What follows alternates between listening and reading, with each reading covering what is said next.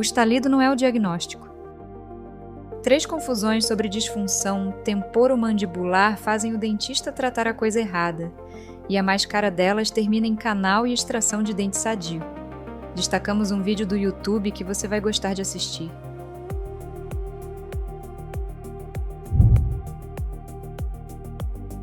Destaques do YouTube: Raio-X da Odonto, Episódio 2. DTM, Disfunção Temporomandibular, Causas, Sintomas e Tratamentos. YouTube, Canal Jornalismo Uninta. O professor Dr. Carlos Eduardo Lopes Albuquerque, cirurgião bucomaxilofacial, destrincha o que é e o que não é disfunção temporomandibular.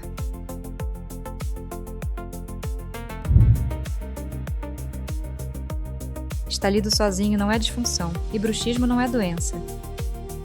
O barulho na articulação isolado pode ser fisiológico. Ele só caracteriza disfunção quando causa dor ou quando limita o movimento de abrir a boca.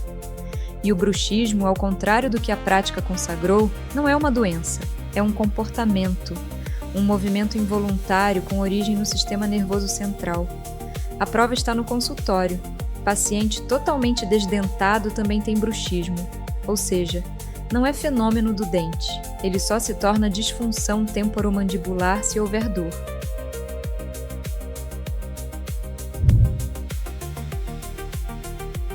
Quem range desgasta e não dói, quem aperta dói. São 2 quadros diferentes e pedem leitura diferente. Quem range faz um movimento rítmico, e movimento rítmico condiciona músculo. A musculatura se fortalece, chega a hipertrofiar o masseter. E esse paciente costuma desgastar bastante o dente, sem sentir dor muscular nenhuma.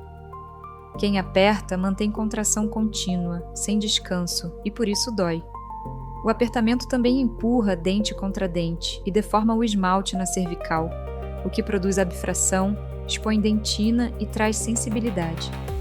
Antes de atribuir a sensibilidade só à escovação, vale perguntar qual dos 2 padrões está na frente.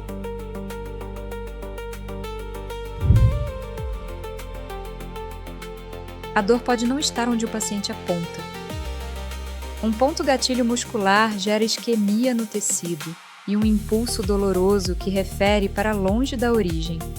O paciente chega apontando um dente e o dente não tem cárie nem nada. Segundo o professor, quando o profissional não domina a dor orofacial, o desfecho conhecido é tratar o canal sem necessidade, e há casos que chegam à extração.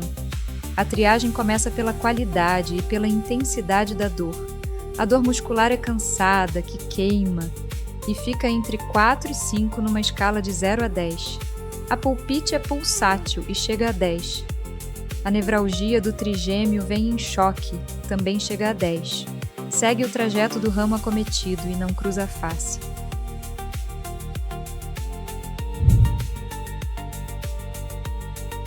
Sinais que não parecem odontológicos e o caminho do tratamento.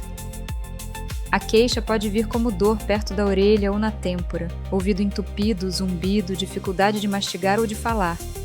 E a disfunção costuma ser secundária a outra coisa: osteoartrose, lúpus, fibromialgia, um trauma antigo. O caminho descrito é escalonado, do conservador ao máximo para o minimamente invasivo, com lavagem articular e ácido hialurônico. E a cirurgia como último recurso, indicação controversa e restrita a quadros degenerativos avançados. Compartilhe e marque aqui nos comentários quem vai gostar de ver essa notícia.